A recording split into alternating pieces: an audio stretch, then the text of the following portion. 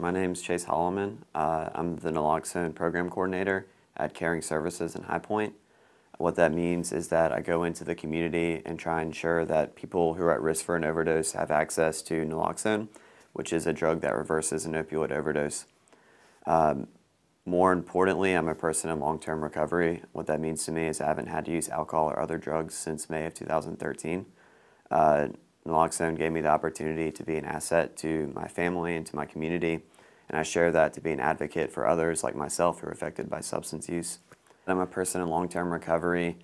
I found recovery when I moved to Greensboro and engaged with treatment for the second time. Naloxone had saved my life 3 times before I found recovery. I just really wasn't ready to find recovery, didn't get the supports that I need, didn't know that people actually recovered from heroin addiction. I didn't know anyone that was in recovery. I didn't know of anyone that was in recovery. I pretty much thought that, I was doomed to be as trapped in addiction for the rest of my life. When I moved to Greensboro, I went to Fellowship Hall, a local treatment provider. I was fortunate enough to have the resources to get there. When going there, what I remember the most is seeing a community of young people that were living in recovery, and they seemed pretty happy and like they were doing okay for themselves. And I couldn't tell if they were telling the truth or not, but from what I could tell, they had been through the same kinds of things that I had.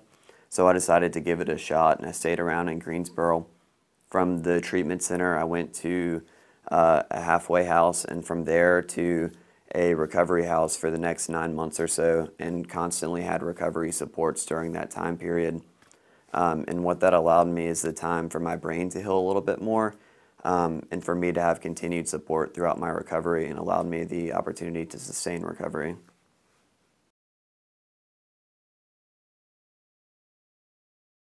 Most of the barriers are within the treatment initiation places in the community.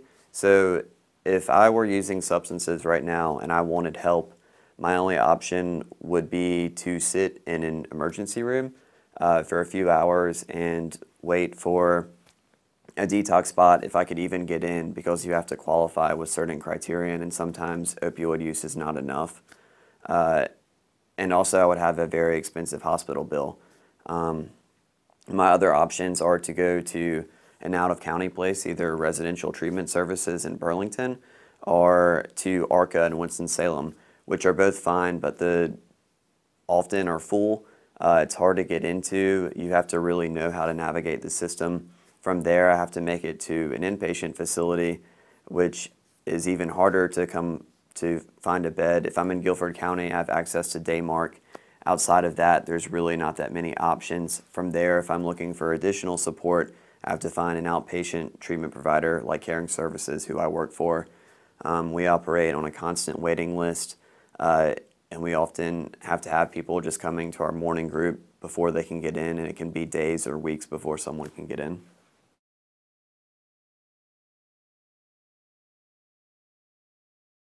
It blows my mind to sit on panels with law enforcement or just talk to law enforcement that bring up things like safe injection site or empathy, or saying things like we can't arrest our way out of this problem. The first time I heard someone say that, it really made me emotional, and I heard 4 or 5 people from different parts of law enforcement all say the same thing, that we can't arrest our way out of this. And in my lifetime, I never thought that I would hear anyone from the criminal justice system say that there's a problem with what we're doing. Arresting people isn't working. So it's really inspiring to hear that. It's inspiring to see everything on the news all the time, to see it being such a trendy topic. I'm really happy that it's getting this kind of attention, because it hasn't, and people are really looking at it through an empathetic lens most of the time. That being said, I think that all the attention on it is also bringing up the other side of the coin. So people are talking about enabling. I've heard people say that we should just let the junkies die because we continue giving them Naloxone. But I think the opportunity is here to have those conversations, because people people feel that way because of their experiences. And it makes sense to me because there's really not a lot of information out there. People don't understand addiction because we don't talk about it. It's always been something that's silent. Family members don't talk about what's going on with their loved one that's experiencing substance use. People in recovery don't talk about what's going on with them. People living with substance use don't talk about anyone. It's always been a big secret. And now that we're actually talking about it, the opportunity is there to change some of that stuff. So I'm really happy to see people start talking about this and people coming out and saying, hey, I'm in recovery. This is what that means to me. Or, hey, I'm living with substance use. My family member is living with substance use. I lost a loved one to substance use. Having those conversations is going to be able to move the issue forward in positive directions. A lot of things need to happen for us to overcome this. We've had 100 years of interdiction and incarceration as our solution to substance use. We've spent 100 years defining people as bad or morally wrong instead of offering them help. And it's going to take a lot to undo that. People really don't know that recovery is an option for them. So I think having people in recovery being visible and vocal, having treatment providers being visible and vocal, and having the resources to provide people who are interested in finding recovery once they even know about it. Addressing those gaps so that if I needed care right now, I had a place that I could go immediately and I could have my hand held through the entire process, because any little thing will make me run, and that opportunity is so small. So having some type of coordination where the continuum of care starts before I stop using substances, so that I'm getting safe injection equipment or clean injection equipment if I need it.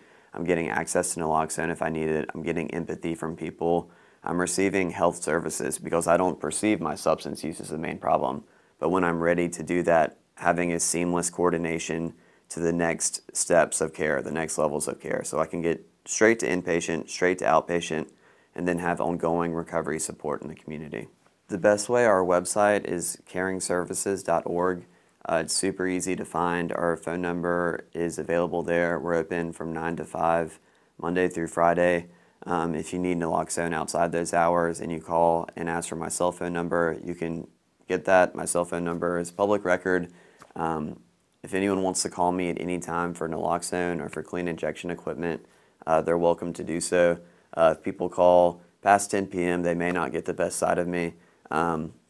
But I am available, and there's plenty of other volunteers that are available to meet anyone out in the community, anywhere, anytime, to get naloxone. We really just want people to have this and to have the information and the tools they need to stay alive. There's legislation going through North Carolina right now that allows community groups to get a standing order for naloxone. If that goes through, that means that you and I and a group of people could get together and say that we're a community group and we want to provide people with naloxone and education. We can find a doctor to write us a standing order. We can get a contract with a pharmaceutical company. We can fundraise to pay for the naloxone. And then all we have to do is distribute it along with information. And there's plenty of models online to look to. People are always happy to share their policies and protocols. I'm happy to share my information. I know the North Carolina Harm Reduction Coalition is happy to share their information. So it's definitely possible for people to have their own community naloxone program wherever they are. My advice would be to challenge yourself to look at people in a different light. Even being in recovery myself and having lived through substance use, on the provider side, I can become jaded towards people because I see people, to me, I see them making the same mistakes over and over, and I just think, why can't you get it? Why can't you stop using substances? And then I have to remember where I was, that choices don't happen in a vacuum, and that there's a lot of circumstances that lead to where a person is at in their life, and to remember that being rude to them or judging them is never going to help them move forward. But that empathy and love is what allowed me to find and sustain recovery. And I think that a lot of people are really either just burying their head in the sand or giving up or thinking that they can't do anything about what's going on. People continue dying and it's very overwhelming. But we do have the power to change our community. We have the knowledge of evidence-based practices that we can use to help address the epidemic that have worked in other communities. We just have to become willing to partner with other people to join resources and apply these evidence-based practices to our community. We just have to be willing to do that. Overdose death is 100% preventable, and I mean, that's my dream, is a community where people don't die from opioid overdose anymore because they don't have to, and that every single person that lives with substance use knows that there's an opportunity for recovery, and that's completely possible. It just takes work, and it starts with me. The one takeaway would be that you have the power to change your community. You have the information. The information is out there. You know the people. You have an opportunity, and you just have to do it.